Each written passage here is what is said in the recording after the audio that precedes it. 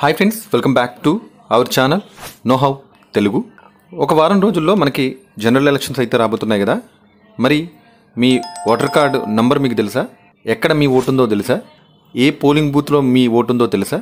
So మీకు ఈ వీడియోలో ఆ డీటెయిల్స్ అన్నీ కూడా చాలా వివరంగా తెలియజేస్తాను. వీడియోని ఎక్కడ స్కిప్ చేయకుండా ఆఖరి వరకు అయితే చూడండి, మీకు ఒక క్లారిటీ వస్తుంది.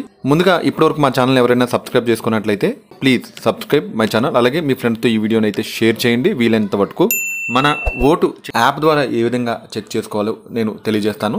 ప్లేస్టోర్లో ఓటర్ హెల్ప్ లైన్ టైప్ చేస్తే ఒక యాప్ వస్తుంది, ఎలక్షన్ కమిషన్ ఆఫ్ ఇండియా వారిది. ఈ విధంగా ఉంటుంది.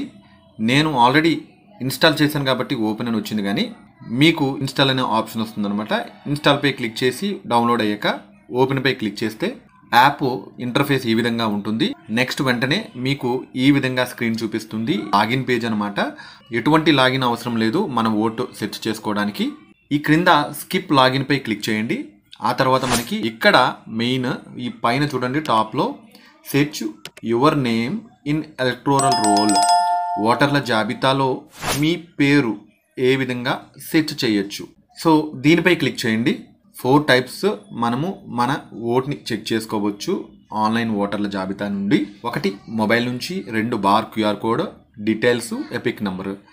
ఈ 3 కూడా మన దగ్గర అందుబాటులో అయితే ఉండవు. మొబైల్ నెంబరు లింక్ అయి ఉండదు చాలా మటుకు. అలాగే bar code, so voter card ఉంటేనే దానిపైన బార్ కోడ్ ఉంటుంది, దాన్ని స్కాన్ చేస్తాం. అలాగే ఎపిక్ నెంబర్ అంటే ఓటర్ కార్డు నెంబర్ అనమాట. సో అది లేకే కదా మనము చెక్ చేసుకుందాం అనుకుంటున్నాం. సో ఫైనల్గా మనము సెర్చ్ బై డీటెయిల్స్ పై క్లిక్ చేసి మన ఓటుని చెక్ చేసుకుంటాం. క్లిక్ చేయగానే ఈ విధంగా first name, last name, relative first name అని అడుగుతుంది. అంటే ఇందులో మీరు స్టార్ మార్క్ మ్యాండేటరీ ఫీల్డ్స్ ఏవైతే ఉన్నాయో అవి కంపల్సరీ మీరు ఇవ్వాలి. ఇన్ఫర్మేషన్ ఏమిటి? మీ నేమ్ ఇవ్వాలి, మీ ఫాదర్ నేమ్ ఇవ్వాలి, మీ ఏజ్ ఖచ్చితంగా ఇవ్వాలి. 39, 35, 23. ఒక ఇయర్ అటు ఇటులో పర్వాలేదు, కానీ మీరు తరువాత మేలా ఫిమేలా ఇస్తారు. స్టేట్ కంపల్సరీ అనమాట, మ్యాండేటరీ. నెక్స్ట్ మీరు డిస్ట్రిక్ట్ ఇచ్చినా ఇవ్వకపోయినా పర్వాలేదు. అలాగే మీ అసెంబ్లీ కాన్స్టిట్యుయెన్సీ నేమ్. సో చాలామందికి తెలియదు కదా, మీకు ఓటు ఎక్కడ ఉందో కూడా తెలియకపోవచ్చు. సో ఈ 2 కూడా మ్యాండేటరీ కాదు. ఎంతవరకు అయితే మనం ఇవ్వాలి, ఏవైతే స్టార్ మార్క్స్ ఉన్నావో అవి. ఇక్కడ నేమ్ ఇచ్చేటప్పుడు ఫుల్ నేమ్ ఇస్తే మీకు ఒక రిజల్ట్స్ 100 వస్తే, సో ఫుల్ నేమ్ ఇవ్వకపోతే ఒక 200, 300 వస్తుంది. సో అందులోంచి మీరు సెర్చ్ చేసుకోవడం ఇబ్బంది అవుతుంది కాబట్టి, ఎక్కువ టైం తీసుకుంటుంది కాబట్టి మ్యాక్సిమం మీరు ఇంటి నేమ్తో కరెక్ట్గా ఇవ్వడానికి చూడండి. నేనైతే మామూలుగా సో లోవరాజ్ అని ఇస్తున్నాను చూడండి. నెక్స్ట్ మా నాన్నగారి పేరు ఇస్తున్నా.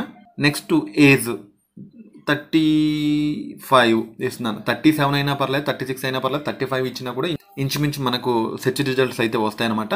మేలు సెలెక్ట్ స్టేట్ అని ఉంది కదా, ఖచ్చితంగా మనం ఇవ్వాల్సి ఉంది, మ్యాండేటరీ అనమాట. ఆంధ్రప్రదేశ్ ఇచ్చాను.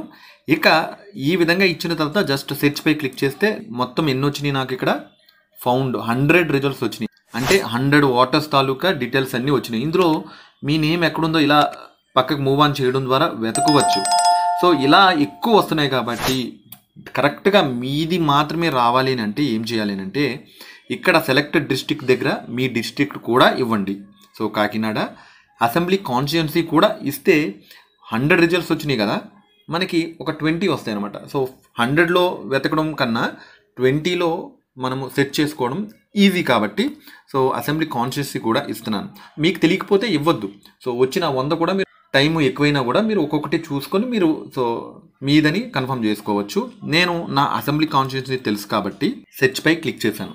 ఇంతకుముందు నాకు 100 వచ్చినాయి కదా, ఇక్కడ ఇప్పుడు 4 మాత్రమే వచ్చినాయి. అంటే నా పేరుపై ఇంకొక 2-3 ఉన్నారు.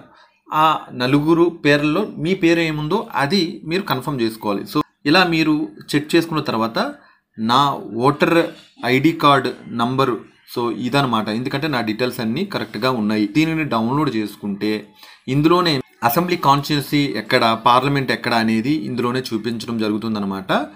అదేవిధంగా మీ పోలింగ్ బూత్ నంబరు, అందులో మీ సీరియల్ నెంబర్ కూడా మనం ఇక్కడే చూసుకోవచ్చు. ఇది ఓటర్ స్లిప్ అనమాట.